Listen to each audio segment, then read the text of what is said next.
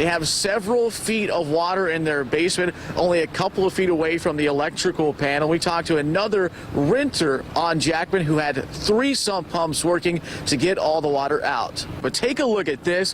For the past hour or so, these manhole covers have basically been turning into fountains. We got a lot of lightning too. That shows me that there's a big hail core, a big updraft punching up into this storm. When you get that ice forming, the hail, that creates an electric charge, and that's why we have so much lightning. A good sign that there's hail there. And on the back edge, again, not a classic hook echo, but that curling around. Before this part of the Lake Erie coastline was developed, more than 300,000 acres was considered wetland. Now that number is less than 30,000. But hard work is being done to keep the native fish in and the phosphorus out. Dramatic changes in our forecast soon to impact the entire area and for most of the weekend. It's going to be like a fall weekend instead of the first full weekend of summer, with even a wind chill to the air, high winds, heavy rain, and a lot of it. ABC First Warning Weather with meteorologist Ben Cathey. Over the past 30 minutes or so, fog has decreased its intensity, but it is still widespread and it is still dense, as it will be for most of your Saturday morning. It's also kind of crushing our high temperatures slowly for the first half of the weekend. But hey, we will see some late day sunshine for this weekend day. So here down south, Upper Sandusky really socked in. Same story out by Norwalk and now up to Detroit. The fog has ventured up towards the Motor City, and it is still locally dense around Toledo, though we did get a couple of reports down by, say, the Maumee River, Napoleon, and Defiance, that it wasn't quite as bad a few minutes ago. Outside, look at how things have changed on the other end of the area. The Edison Bridge, quiet overnight, and then boom, socked in during the overnight hours. A similar story to what Jay Birschbach was tracking for you last night on Action News for the end of the Hope for the Holidays toy drive. Out on the rest of the temperature map, it is on the cool side. That's why we're concerned about freezing fog, and that could lead down or deposit, right, a little bit of ice. Although for now, there haven't been too many reports of slick bridges or overpasses. Now, it doesn't look like much here, right? This is about the only action cam we can see anything out of because the fog and it's pre-dawn. 30 degrees, a lot of fog out at the airport and a lot of fog out front of this here building. Out to look at the rest of the area. This is the fog bank. It goes for a wide range. It's building up into most of the mitten right now in Michigan, and Toledo basically the epicenter. Freezing fog advisory may be a new term to you. What that means is, again, is that it could become a little bit slick as opposed to just a dense fog advisory, which you're probably a little bit more familiar with up in Monroe, Lenawee County, also down towards Lima. Let's time out the weather and put it into motion here for your weekend. Of course, a lot going on. Maybe picking out the Christmas tree, putting up some Christmas lights. Misty out there for that early this morning at 9 o'clock. Let's roll the clock forward here. A few clouds out there by noon. The fog slowly breaking up.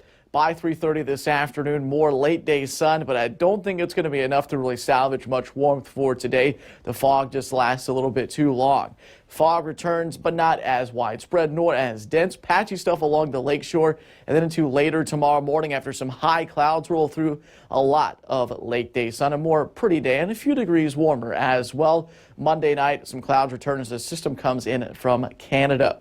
40 degrees for the rest of today. We have trended the high downwards a little bit, just so you know. 28 for tonight, maybe some more patchy fog, and 44 for tomorrow. South winds at 5 to 10. Here's your extended forecast. 44 tomorrow, 43 on Monday. Drizzle and a lot of cloud cover on Wednesday. Here we go, the full 7 days. 30% chance of light showers. It's actually an Arctic and Alberta clipper rolling in by week said, but the rain should stay light and we stay snow-free for the week ahead as we make our way closer towards the Christmas holiday season. Hard to believe, just 2 days away from Christmas, record-shattering warmth out there, but that comes with a little bit of a cost. Yeah, no snow certainly for Christmas Day. Santa Claus is going to be having to shed the red coat, but we are tracking some strong storms out to the west inbound for our area this evening between about 6 and 10 p.m. and then new at noon, a second little wave comes in, sneaks in between about 12 and 1 a.m. on Christmas Eve. So just about 24 hours away from Santa's trip. I can't tell you exactly when Santa's coming in. Don't know. Santa likes to keep it a surprise. Showers here earlier this morning. Big thunderstorm, serious stuff actually out to the west. The worst of the severe weather kind of centered a couple hundred miles around Memphis in every direction.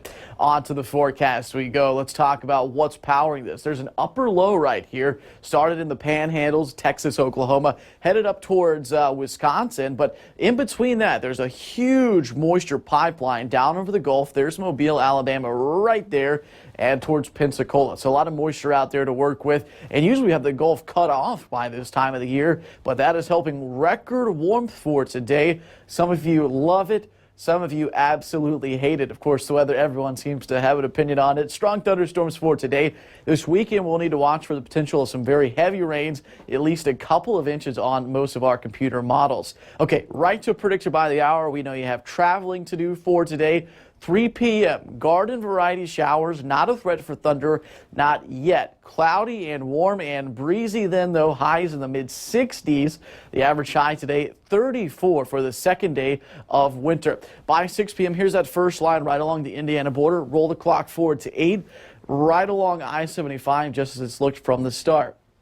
By 9:30, breaking up a little bit, pivoting around a little bit towards Port Clinton. Here's that second wave I'm just talking about, 1 o'clock in the morning. The biggest threat then, as we'll soon show you, will be straight line winds, gusty winds, 40 to 50 miles per hour. May wake you up along with some lightning that may scare the pets.